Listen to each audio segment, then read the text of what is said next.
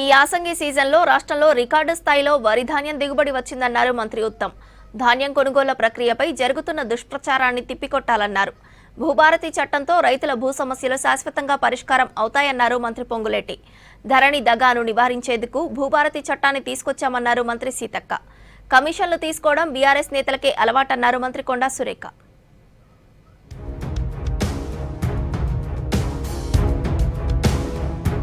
ఈ యాసంగిలో రికార్డు స్థాయిలో ధాన్యం దిగుబడి వచ్చిందన్నారు మంత్రి ఉత్తమ్ కుమార్ రెడ్డి. ధాన్యం దిగుబడి రికార్డు స్థాయిలో పెరగడంతోనే కొనుగోలు కేంద్రాలను పెంచామన్నారు. సెక్రటరియట్లో పౌర సరఫరాల శాఖపై వీడియో కాన్ఫరెన్స్ నిర్వహించారు మంత్రి ఉత్తమ్. సమీక్షలో మంత్రులు తుమ్మల నాగేశ్వరరావు, పొన్నం ప్రభాకర్, సిఎస్ రామకృష్ణారావు, జిల్లాల కలెక్టర్లు పాల్గొన్నారు. ధాన్యం కొనుగోళ్లను ప్రభుత్వం అత్యంత ప్రతిష్టాత్మకంగా తీసుకుందన్నారు మంత్రి ఉత్తమ్. తడిసిన ధాన్యాన్ని కూడా కొనుగోలు చేస్తున్నామన్నారు. కొనుగోళ్ల ప్రక్రియను కలెక్టర్లు క్షేత్రస్థాయిలో పర్యటిస్తూ పర్యవేక్షించాలని సూచించారు. ధాన్యం కొనుగోలు ప్రక్రియపై జరుగుతున్న దుష్ప్రచారాన్ని తిప్పికొట్టాలన్నారు.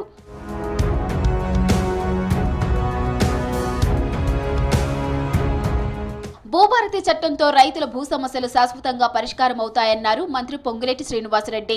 ఉమ్మడి ఆదిలాబాద్ జిల్లాలో నిర్వహించిన భూభారతి అవగాహన సదస్సులో మంత్రి సీతక్కతో కలిసి పాల్గొన్నారు పొంగులేటి. జూన్ 2 వరకు భూ సమస్యలు పరిష్కారం అవుతాయన్నారు. దీనికోసం జూన్ 2 నుంచి తహసీల్దార్ స్థాయి అధికారులే అన్ని గ్రామాల్లోకి వచ్చి దరఖాస్తులు స్వీకరిస్తారని చెప్పారు పొంగులేటి.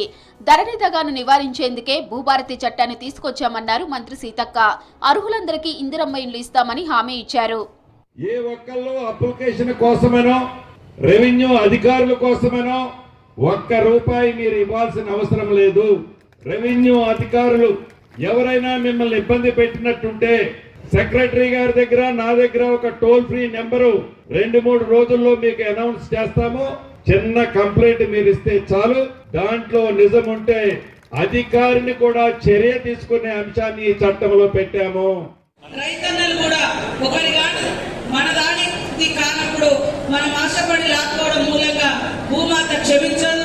కాబట్టి మనం కొనుక్కుంటే మనది, మనం అమ్ముకుంటే మనది కాదు. ఆ రోజులలో మరి చూస్తే చాలా అడవులు కూడా పట్టాలు చేసుకొని పోయింది. కొంతమంది పటేళ్లు, పటవాళ్ళు, ఆసాములు, భూసాములు అన్యాక్రాంతమైన ప్రభుత్వ భూములు స్వాధీనం చేసుకుని ప్రభుత్వ అవసరాలకు వినియోగిస్తున్నామన్నారు మంత్రి పొన్నం ప్రభాకర్. రైతులకు వారి భూమిపై హక్కులు కల్పిస్తున్నామన్నారు. రాజన్న సిరిసిల్ల జిల్లా రుద్రంగి మండల కేంద్రంలో భూభారతి సదస్సులో పాల్గొన్నారు మంత్రి. ప్రభుత్వ భూములను అనేక జాగాల కబ్జా చేశారు. నేను ఇక్కడ కొంత నాయకులను కోరుతా ఉన్నా, గత 10 సంవత్సరాలుగా ప్రభుత్వ భూములు ఎక్కడెక్కడైతే అన్యాక్రాంతమైనాయో, ఎక్కడెక్కడైతే కొంతమంది కబ్జా చేతులకు వెళ్ళాయో అది వాళ్ళ సొంత ఆస్తి కాదు, అది ప్రభుత్వంది. ప్రభుత్వం అంటే మన అందరిది. కాబట్టి అటువంటి వివరాలు ఏమున్నా అధికారులకు ఇవ్వండి. ఆ భూములన్నీ తిరిగి ప్రభుత్వం స్వాధీనం చేసుకొని రేపు ప్రజా అవసరాలకు వినియోగిస్తారు. కమిషన్లు తీసుకోవడం బీఆర్ఎస్ నేతలకే అలవాటన్నారు మంత్రి కొండా సురేఖ. గత ప్రభుత్వంలో కమిషన్లు తీసుకోవడంతోనే నాసిరకం ప్రాజెక్టులు కట్టారన్నారు.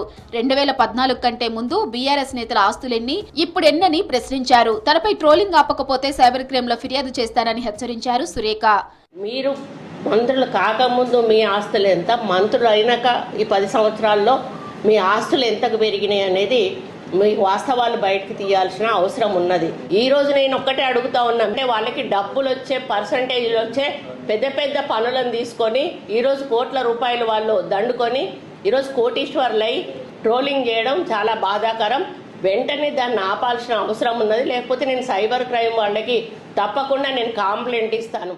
కరీంనగర్ జిల్లా చిగురుమావిడి మండలం సుందరగిరి శ్రీ వెంకటేశ్వర స్వామి బ్రహ్మోత్సవాలలో పాల్గొన్నారు మంత్రి పొన్నం ప్రభాకర్. స్వామివారిని దర్శించుకొని మొక్కులు తీర్చుకున్నారు. దేవాలయానికి కమ్యూనిటీ హాల్, కొండపైకి దారి నిర్మిస్తామన్నారు. దేవాలయంలో వర్షపు నీరు చేరకుండా పనులు చేపడతామన్నారు.